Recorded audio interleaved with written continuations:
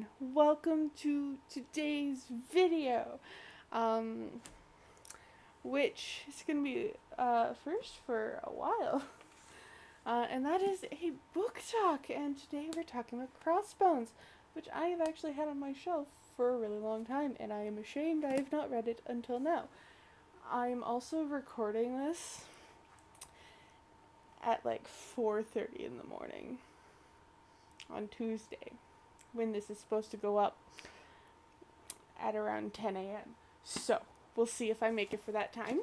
But, uh, until then, I will definitely upload it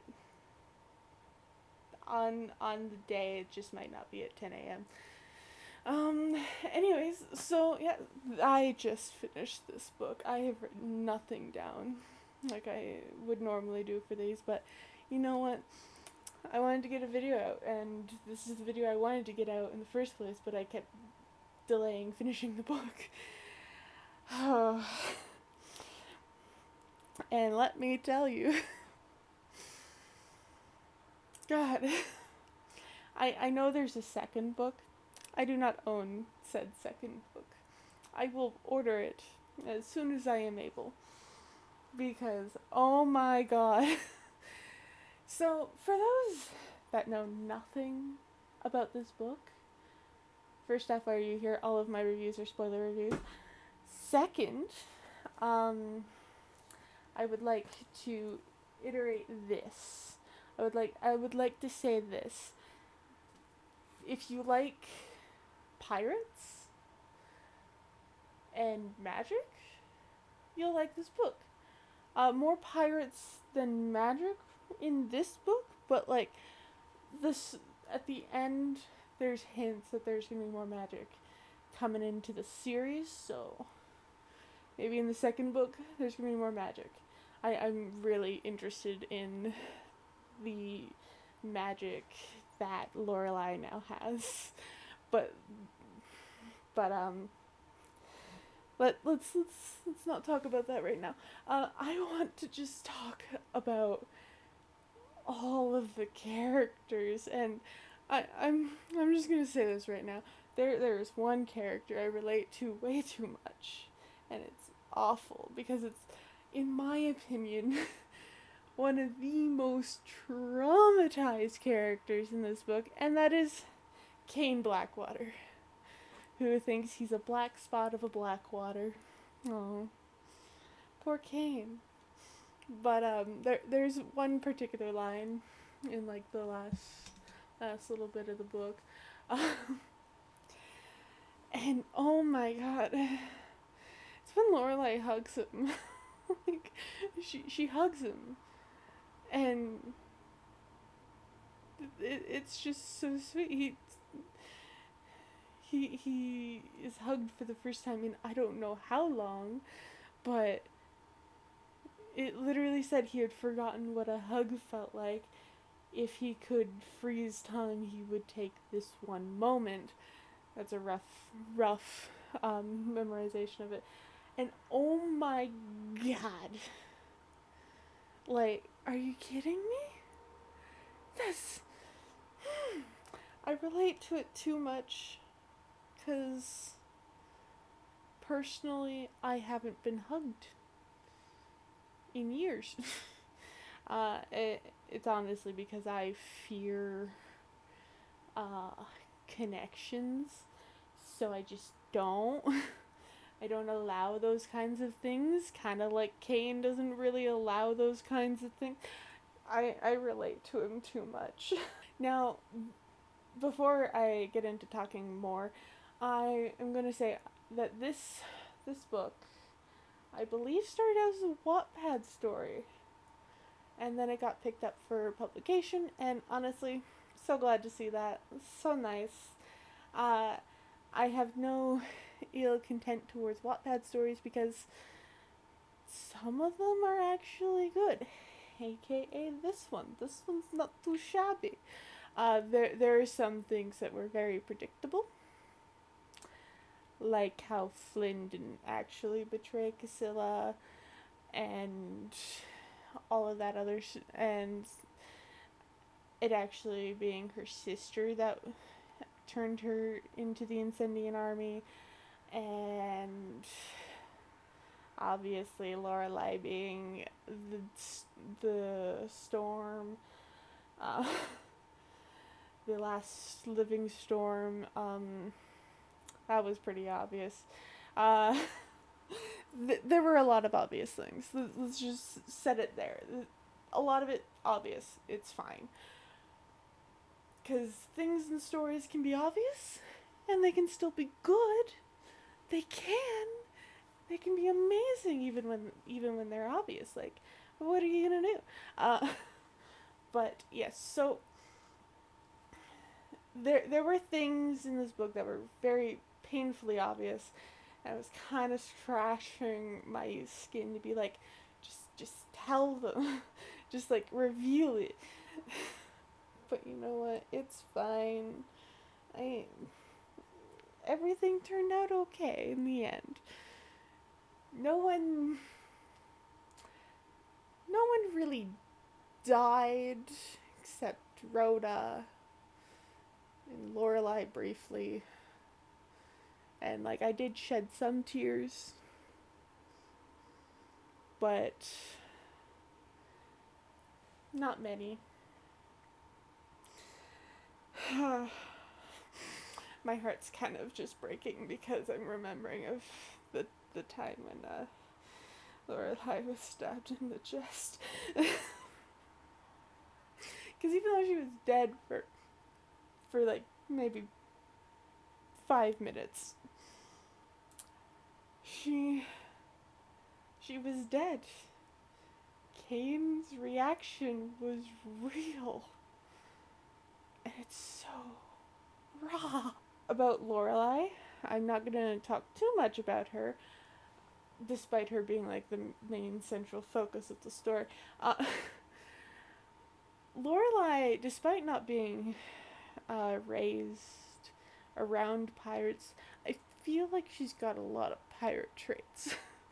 Now I get she was raised by a mother who was a pirate, and someone and her mother told her all of the stories, but still, she grew up not knowing that she was a pirate and that she was meant to be around all of these pirates, that she was meant to be a pirate princess, and yada yada yada. But, oh my god. She acts very much like a pirate. Of course, she is a little softer, which, you know what, that's fine. We're good with that. That's totally fine. Flynn and Arius were there for comedic relief. That's what I feel like. Flynn a little bit there for love interest for Casilla, but mostly for comedic relief. So we're gonna leave those two off to the side. Now, Casilla. Casilla is blind in her left eye because she delved into magic that she shouldn't have to keep her mother alive just a teeny bit longer. So yeah, I question why she would do that when she knows that there are consequences. But you know, it's fine. However, she has now lost her entire family, and the last bit of her family actually betrayed her. Now, that's gotta hurt. But now she's queen of Cerulean because Lorelai gave her the crown. Oh my god. She's queen of Cerulean, yet she feels like she has no family, and she had to kill her own sister. And while I would love to hate Rhoda, for what she has done, for what she did, I find that I can't. Why can't I hate Rhoda? Oh, I don't know. she was deeply conflicted. Yes, she turned in Casilla to the Incendian army, but like,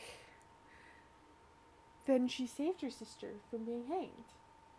Because she's conflicted and she's hearing stupid ass fire god Magnus. Which, I'm not even going to talk about him, because he's a fucking dick. But he was slithering his way into her conflicted ass mind and made it so that she would be the thing that allows some cracks to form in limbo by killing Lorelai briefly before Bourne goes and gives up all of his magic to save Lorelai. And now that magic is in Lorelai. But despite how much I want to hate Rhoda, I can't. She was a victim as much as anything else. Why do people have to write such conflicting characters? I don't even think I have that much conflicting characters in my books. I don't think. No. One.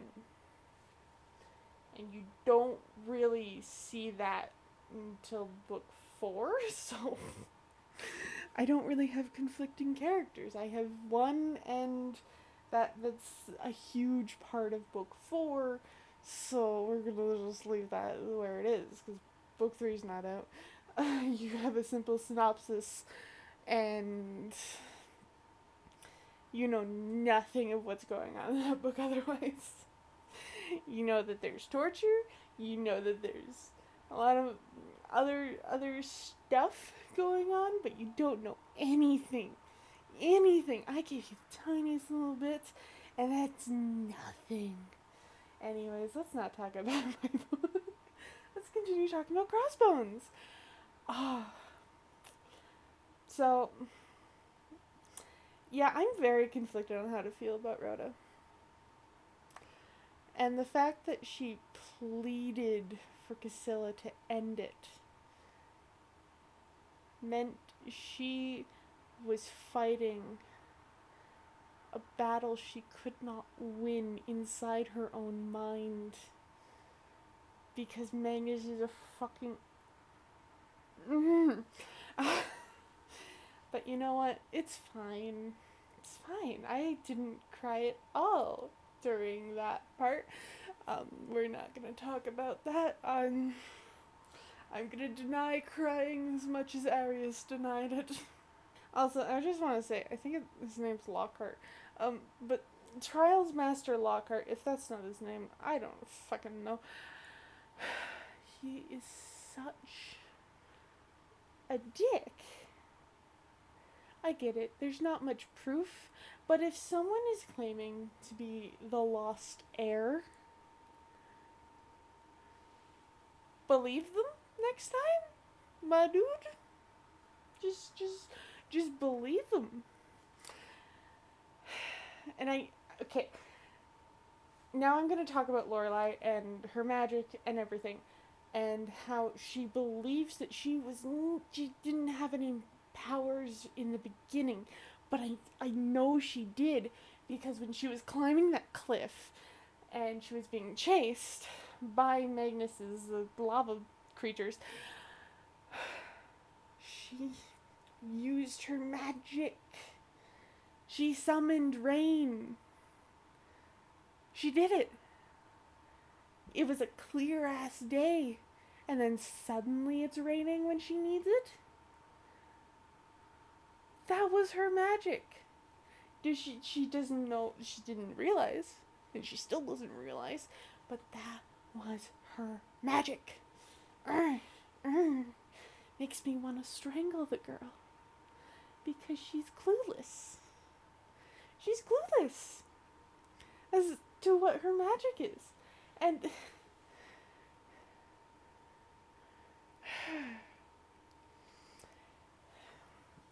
And now that she has Born's magic as well, it's going to be amplified, which may or may not cause problems in the second book, but we're gonna see. So I do think she's gonna be more powerful. She's gonna have issues controlling the magic in the second book, and that's gonna cause some issues because she doesn't know what to do. She doesn't know how to control it. She has no one really to teach her, unless the Sea Sisters want to help her. But I don't know if they're gonna do anything because they weren't really much help. All they did was protect her in limbo until she could be revived. That was it. That's all she did.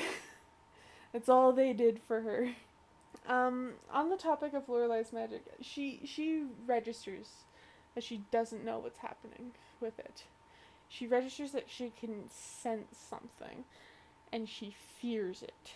I feel like fear is probably going to be her worst enemy here. But she fears it, and she fears that she's going to hurt those she loves. Like Kane, Casilla, Flynn, maybe even Arias, Born. Like, Nara, she feels like she might hurt them, and she doesn't want that to happen.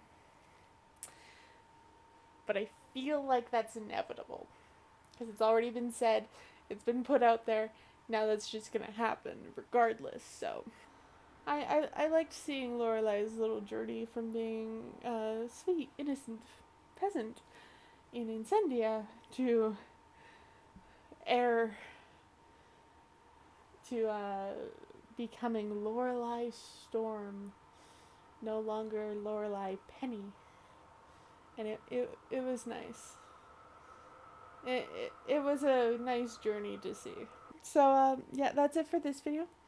If you want to see, if you enjoyed this video, give it a like. If you want to see more content from me, hit that subscribe button and ring that notification bell so you get notified when I post a new video, which is mostly Tuesdays. And yeah, if you want to support me, go to the description below. You'll see links to my 2 books that are out, and I will see you all in the next video. Bye bye!